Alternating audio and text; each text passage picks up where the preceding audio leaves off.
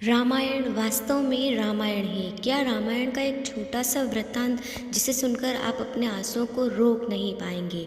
आज हम आपको रामायण का एक छोटा सा वृत्तांत सुनाने जा रहे हैं, जिसे सुनकर आप जानेंगे कि वास्तव में रामायण क्या है। एक रात की बात है, माता कौशल्या जी को रात में सोते समय अपने महल की छत पर किसी के चलने की आहट सुनाई दी। नींद खुल गई। पूछा कौन है? मालूम पड़ा श्रुति कीर्ति जी है, सबसे छोटी बहू शत्रुघ्न जी की पत्नी। माता कौशल्या जी ने उन्हें नीचे बुलाया। श्रुति कीर्ति जी आई, चरणों में प्रणाम कर खड़ी रही।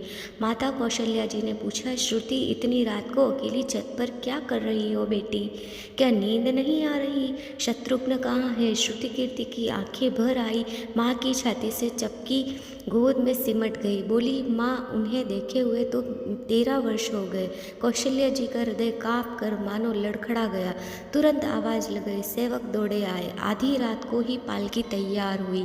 आज शत्रुघ्न जी की खोज होगी। माँ साथ चले।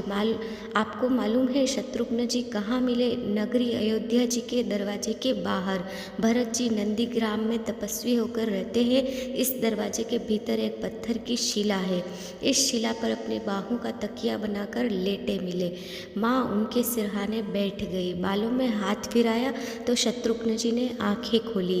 देखा तो सामने माँ है। वह उठे, चरणों में गिरे और कहा, माँ आपने क्यों कष्ट किया? मुझे बुला लिया होता। माँ ने कहा, शत्रुघ्न यहाँ क्यों? शत्रुघ्न जी की रुलाई फूट पड़ी। बोले, माँ भैया राम जी पिताजी की आज्ञा से वन चले गए। भैया लक्ष्मण जी उनके पीछे चले गए। भैया भरत जी भी नंदीग्राम में हैं। क्या यह महल के रथ, ये राजसी वस्त्र, ठाट बाट विधाता ने मेरे लिए ही बनाए हैं? माता कौशल्या जी निरुत्तर रह गई। देखिए क्या है यह रामायण कथा। यह भोग की नहीं, त्याग की कथा है। यह तो त्याग की मानो प्रतियोगिता ही चल रही है और सभी प्रथम है, कोई पीछे नहीं रहना चाहता। चारों भाइयों का प्रेम और त्याग एक दूसरे के प्रति अद्भुत, अभिनव और अलौकिक है। रामायण जीवन जीने की सबसे उत्तम शिक्षा देती है। भगवान राम को 14 वर्ष का वनवास हुआ तो उनकी पत्नी सीता मैया ने भी नगर से वनवास स्वीकार कर लिया, परंतु बचपन से ही बड़े भाई की सेवा में रहने वाले लक्ष्मण जी कैसे राम जी से दूर हो जाते। इसीलिए अपनी माता सुमित्रा से तो उन्होंने वन जाने की आज्ञा ले ली थी, परंतु जब पत्नी उर्मिला के कक्ष की ओर बढ़ रहे थे तो सोच रहे थे कि माँ ने तो आज्ञा दे दी, परंतु उर्मिला को कैसे समझाऊंगा, क्या बोलूँगा उसे। बस यही सोच विचार करके लक्ष्मण जी जैसे ही अपने कक्ष में पहुँचे तो देखा कि उर्मिला आरती का थाल लेकर खड़ी थी।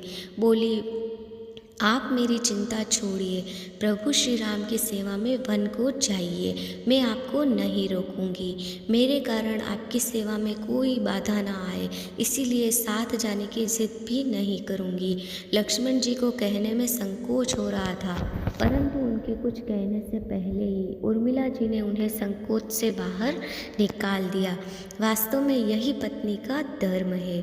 पति संकोच में पड़े उससे पहले ही पत्नी उसके मन की बात जानकर उसे संकोच से बाहर कर दे।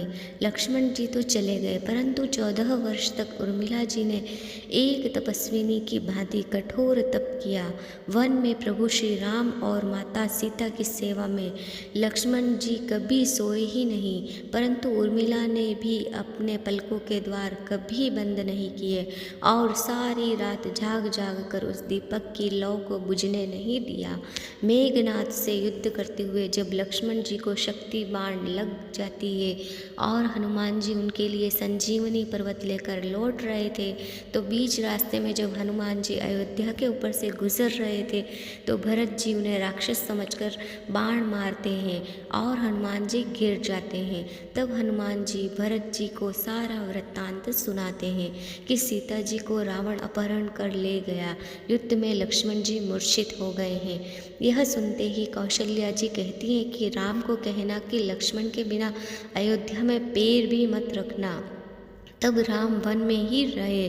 लक्ष्मण की माता जी सुमित्रा कहती हैं कि राम से कहना कि कोई बात नहीं, अभी शत्रुघ्न है मेरे पास, मैं उसे वहाँ भिजवा दूंगी।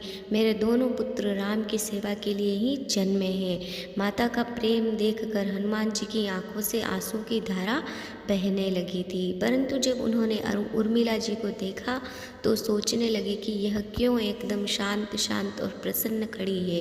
क्या इन्हें अपने पति के प्राणों की कोई चिंता नहीं है? हनुमान जी पूछते हैं, देवी जी आपकी प्रसन्नता का क्या कारण है? आपके पति के प्राण संकट में है, सूर्य उदय होते ही सूर्यकाल का दीपक बुझ जाएगा। उर्मिला का उत्तर सुनकर तीनों लोगों का कोई भी प्राणी उनकी वंदना किए बिना नहीं रह सकता। उर्मिला बोली, मेरा दीपक संकट में नहीं है, वह बुझ ही नहीं सकता।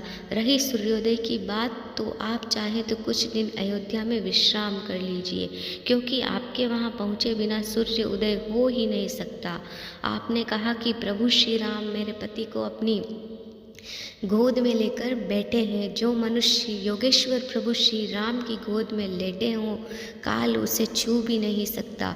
यह तो दोनों ही लीला कर रहे हैं। मेरे पति जब से वन गए हैं तब से सोए ही नहीं हैं। उन्होंने न सोने का प्रण लिया हुआ है, इसीलिए वह थोड़ी देर विश्राम कर रहे हैं, और जब भगवान की गोद ही मिल गई है तो थोड़ा विश्राम ज़्यादा हो गया, वह अभी उठ जाएंगे। और शक्ति मेरे पति को तो लग ही नहीं सकती, शक्ति तो प्रभु श्री राम जी को लगी है। मेरे पति की श्वास में राम है, हर धड़कन में राम है, उनके रोम रोम में राम है, उनके खून की बूंद बूंद में राम है। और जब उनके शरीर और आत्मा में सिर्फ राम ही है तो शक्ति राम जी को ही लगी होगी, दर्द भी राम जी को ही हो रहा होगा। इसीलिए हनुमान जी आप निश्चिंत होकर जाएं, सूर्य उदित नहीं होगा।